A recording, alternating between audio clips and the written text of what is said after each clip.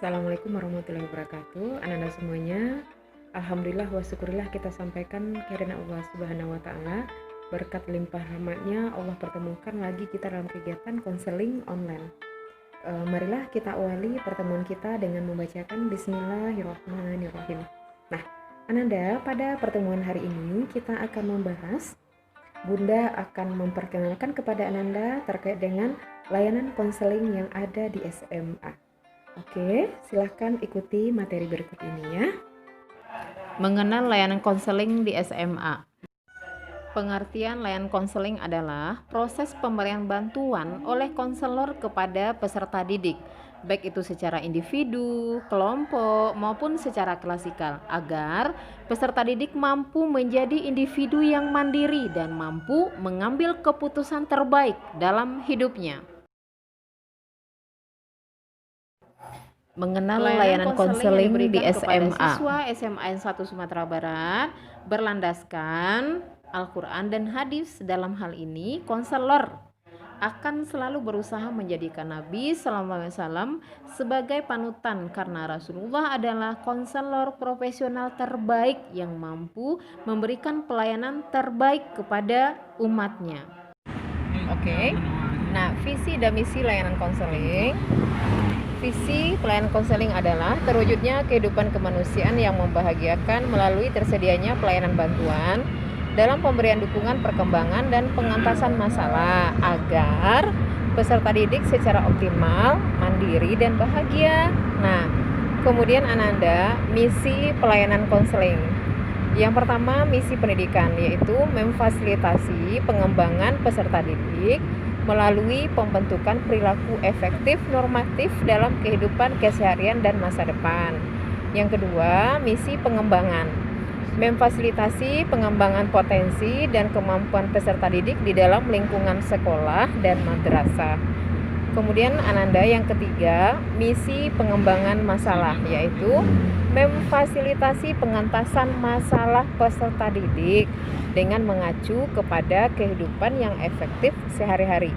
Jadi Ananda semuanya, layanan konseling benar-benar memfasilitasi Ananda, baik itu dari segi pengembangan pendidikan, kemudian bidang memfasilitasi pengembangan potensi Ananda, juga bagaimana dan konseling untuk mengentaskan berbagai permasalahan yang ada sehingga kehidupan Ananda benar-benar efektif sehari-hari. Komponen layanan konseling. Yang pertama, layanan dasar, ada layanan penempatan dan perencanaan individual, kemudian layanan responsif, dan layanan dukungan sistem.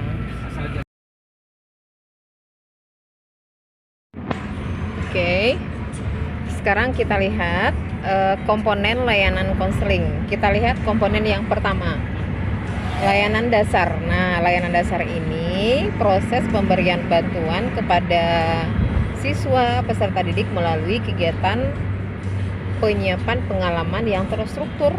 Nah, itu secara klasikal atau kelompok yang dirancang dan dilaksanakan secara sistematis dalam rangka mengembangkan kemampuan penyesuaian diri yang efektif sesuai dengan tahap dan tugas-tugas perkembangan.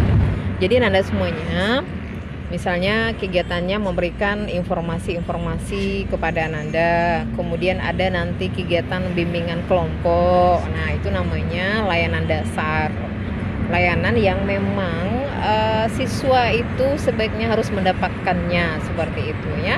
Nah, di antara informasi-informasi yang bisa diberikan dalam kegiatan konseling ini, nah, misalnya kayak kemarin Bunda ngasihkan informasi bagaimana menggali potensi diri, misalnya tentang 5 ciri siswa mandiri yang kemarin sudah Bunda berikan juga gitu. Nah, kemudian nanti informasi apakah itu cara belajar yang efektif misalnya, nah, atau tentang perguruan tinggi misalnya, atau tentang multiple intelligence. Nah, jadi berbagai informasi-informasi yang nantinya itu harapannya adalah mampu mengembangkan untuk menambah wawasan Ananda, kemudian memfasilitasi Ananda untuk mengembangkan segala potensi-potensi yang ada. Nah, terus Ananda semuanya, kegiatan ini kan bisa dilaksanakan nanti secara klasikal. Yang klasikal ini maksudnya bisa diinformasikan itu dalam kegiatan di kelas. Kalau sekarang itu karena kita online daring, nah itu juga sebenarnya sistemnya klasikal ya. Kemudian bisa juga kegiatannya dalam bentuk kegiatan bimbingan kelompok. Insya Allah nanti setelah normal kembali kita pembelajaran, kita akan coba atau Bunda akan memberikan nanti layanan bimbingan kelompok itu. Nanti Ananda per kelasnya nanti dibagi kelompok. Kelompok ini maksimal beranggotakan dari 8 sampai 15 orang maksimalnya, seperti itu ya, insya Allah. Nah, dalam kegiatan bimbingan kelompok itu nanti banyak hal yang bisa kita bahas. Nah, masalah-masalah yang sifatnya secara umum yang kita diskusikan bersama dalam kegiatan kelompok. Jadi semua anggota kelompok nanti membahas masalah itu, dan masing-masing kita nanti mencoba memberikan ide-ide dan pendapat-pendapatnya terkait dengan permasalahan itu, dan mencari jalan keluar dari permasalahan yang kita bahas nantinya dalam kegiatan bimbingan kelompok. Nah ya, dan insya Allah nanti mudah-mudahan sekali lagi kalau sudah normal pembelajaran kita bisa melaksanakan kegiatan itu. Selanjutnya, komponen layanan konseling yang kedua, layanan peminatan dan perencanaan individual. Layanan perencanaan individual dan peminatan ini adalah bantuan yang diberikan oleh konselor kepada peserta didik agar mampu merumuskan dan melakukan aktivitas-aktivitas yang terstruktur, yang sistematik, yang teratur, yang berkaitan dengan perencanaan masa depan berdasarkan pemahaman tentang kelebihan dan kekurangan dirinya, serta pemahaman tentang peluang dan kesempatan yang tersedia di lingkungannya. Nah, jadi Anda semuanya dalam hal ini konselor sekolah atau guru BK mengarahkan dan membimbing siswa mengembangkan bakat dan minatnya, ya, mengembangkan potensi-potensi sesuai dengan bakat dan minatnya. Misalnya Ananda nanti diarahkan untuk mengambil kegiatan ekstrakurikuler bidang apa, apakah itu sesuai dengan bakat dan minat Ananda. Misalnya kayak kemarin Bunda sudah melaksanakan ada kegiatan peminatan. Nah, Ananda diarahkan Ananda mengambil peminatan IPA atau peminatan IPS. Itu juga salah satu bentuk layanan dari layanan peminatan dan perencanaan individual ini. Kemudian nanti ketika Ananda apakah akan bergabung nanti di Olimpiade atau bidang-bidang ekskul lainnya, nanti juga konselor memberikan bimbingan dan arahan terkait dengan itu. Nah, ketika nanti Ananda dalam pembelajaran juga akan dibimbing dan diarahkan. Kemudian pas di kelas 12 nanti Ananda juga akan dibimbing dan diarahkan untuk memilih kampus terbaik yang Ananda inginkan, tetap sesuai dengan potensi, bakat, dan minat Ananda. Seperti itu ya. Nah, komponen layanan yang ketiga itu layanan responsif. Layanan responsif ini adalah pemberian bantuan kepada peserta didik yang menghadapi masalah dan memerlukan pertolongan dengan segera, agar peserta didik tidak mengalami hambatan dalam proses mencapai tugas-tugas perkembangannya. Strategi layanan responsif diantaranya, nah, ada namanya konseling individual atau konseling perorangan. Kalau kita menyebutnya biasanya nih yang mau curhat, ya cerita-cerita masalah pribadinya atau masalah tentang apa saja yang itu rasanya mengganggu Ananda, dan itu yang kalau dilakukan itu secara perorangan itu namanya konseling individual. Kemudian ada namanya konseling kelompok. Nah, kalau konseling kelompok ini nanti Ananda dibagi per kelompok, itu anggotanya mulai dari 8 orang sampai 15 orang. Nah, dalam kelompok itu kita membahas masalah pribadi anggota kelompok, kita bahas dalam kelompok. Tentu yang pertama sekali yang perlu ditegaskan itu adalah masing-masing bersedia menyimpan rahasia setiap permasalahan-permasalahan yang disampaikan oleh anggota kelompok, dan permasalahan itu kita diskusikan dalam kelompok, kita jadi jalan keluar dari permasalahan tersebut. Kemudian ada namanya layanan konsultasi. Nah, kalau layanan konsultasi itu pihak kedua mengkonsultasikan masalah pihak pertama. Misalnya gini, misalnya nama Nanda Vira. Punya teman dekat namanya Ani. Vira mengkomunikasikan atau menceritakan permasalahan Ani ke guru BK atas seizin Ani. Karena Ani curhatnya ke Vira, kemudian tidak ketemu jalan keluar dari masalah itu, maka dikonsultasikan kepada konselor. Nah, itu namanya konsultasi ya, masuk ke konsultasi. Ada juga konsultasi terkait dengan masalah belajar, juga konsultasi, dan masalah-masalah yang lainnya, termasuk tentang masalah keluarga atau masalah yang, dan bisa juga pembina asrama, wali kelas, guru mata pelajaran, atau orang tua konsultasi kepada guru BK terkait dengan permasalahan ini Ananda atau permasalahan siswa. Ada juga namanya kolaborasi. Nah, dalam hal ini konselor kerjasama berkolaborasi dengan pihak-pihak terkait untuk mengentaskan atau menyelesaikan permasalahan siswa. Misalnya terkait dengan masalah belajar. Nah, guru BK atau konselor kerjasama dengan guru mata pelajaran, kerjasama dengan walas, kerjasama mungkin nanti dengan pembina asrama, kerjasama dengan orang tua, bagaimana mengentaskan masalah belajar anak-anak gitu. Contohnya ya. Kemudian ada kunjungan rumah. Nah, kunjungan rumah ini atau home visit. Kalau sekolah-sekolah yang bukan boarding, tentu guru BK-nya, apakah itu guru BK saja atau guru BK bersama walas atau guru mata pelajaran, itu home visit, datang ke rumah untuk mengunjungi siswa. Nah, kalau karena kita di asrama, itu biasanya kalau hal-hal yang sangat mendesak sifatnya, misal ini anak sudah beberapa hari tidak masuk, mungkin sakit gitu ya, sakitnya di asrama, kemudian setiap ada UH selalu izin dan ada di asrama, atau setiap mau UH kadang sakit ada apa gitu ya. Nah, jadi nanti guru BK-nya ini mengunjungi asrama. Jadi Ananda nanti dikunjungi ke asrama kalau ada hal-hal yang sifatnya memang butuh pendampingan khusus seperti itu.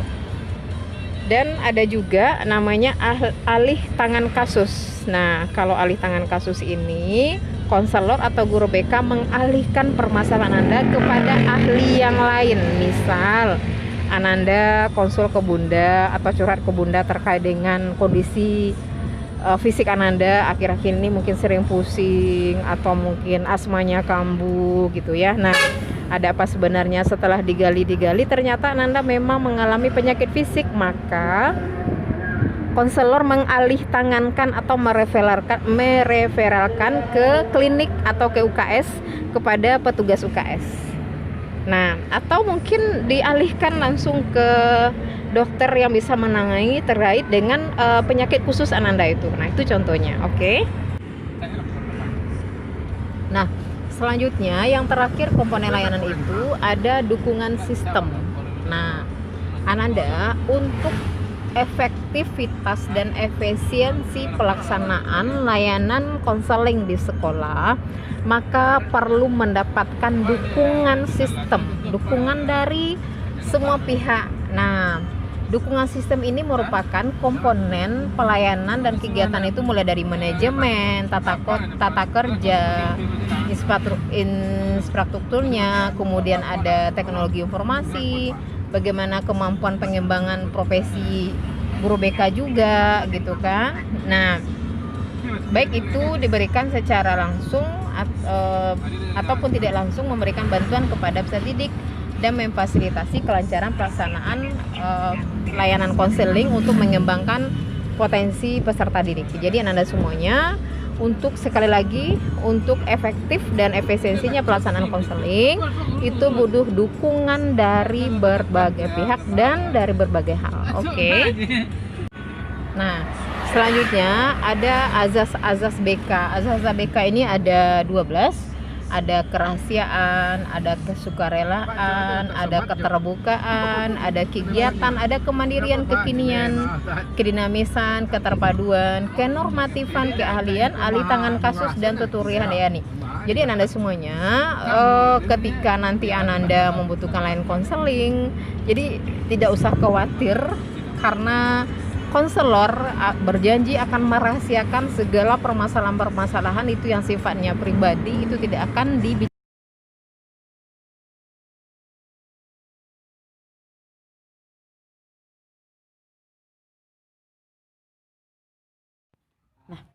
Ananda semuanya, bidang pengembangan layanan BK itu ada 4. Pengembangan kehidupan pribadi, pengembangan kehidupan sosial, pengembangan kehidupan belajar, dan pengembangan kehidupan karir. Nah, pengembangan kehidupan pribadi ini hal-hal yang terkait dengan pengembangan kalau kita hal-hal yang terkait dengan masalah pribadi, kemudian pengembangan kehidupan sosial, bagaimana membina hubungan sosial, bagaimana berkomunikasi yang baik, bagaimana kita mudah menyesuaikan diri misalnya. Kemudian pengembangan kehidupan belajar, bagaimana kita mengembangkan potensi belajar dalam diri kita, bagaimana kita menyesuaikan cara belajar kita dengan gaya belajar yang ada misalnya. Kemudian pengembangan kehidupan karir atau pengembangan masa depan kita. Oke. Cara mendapatkan layanan konseling di sekolah, yang pertama siswa datang sendiri kepada konselor untuk memperoleh layanan.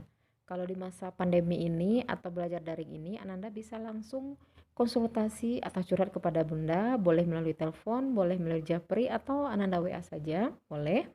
Kemudian siswa diundang atau dipanggil oleh konselor ke ruang konseling misalnya, atau siswa dikirim atau diantar oleh pembina asrama, atau direferalkan atau alih tangan dari guru mata pelajaran, guru piket, wali kelas, wakil kepala sekolah ke guru BK, atau siswa diantar atau diberi saran oleh teman untuk berkonsultasi ke guru BK, atau siswa menyampaikan surat atau pesan tertulis untuk memohon pemberian layanan konseling. Nah, bisa jadi siswa disarankan oleh orang tua atau wali murid untuk berkonsultasi kepada konselor dan yang lainnya. Jadi Ananda semuanya kapan saja insya Allah konselor atau guru BK-nya siap untuk melayani Ananda. Oke ya.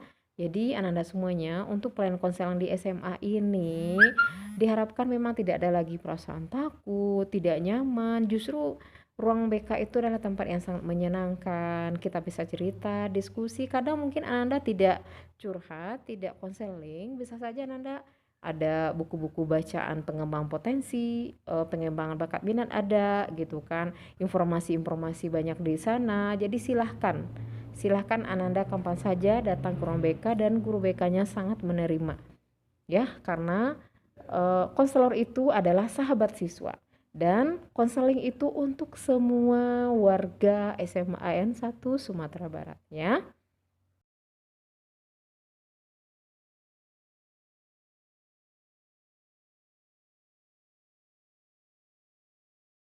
Ada semuanya, barangkali itu saja bisa kita diskusikan pada hari ini.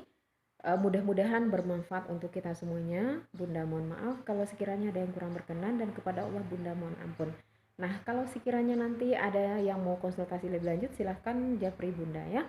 Terima kasih. Kita tutup dengan membacakan Alhamdulillahirrabbilalamin dan doa penutup majelis. Subhanakallahumma wa bihamdika asyhadu an la ilaha illa anta astaghfiruka wa atubu ilaik. Assalamualaikum warahmatullahi wabarakatuh.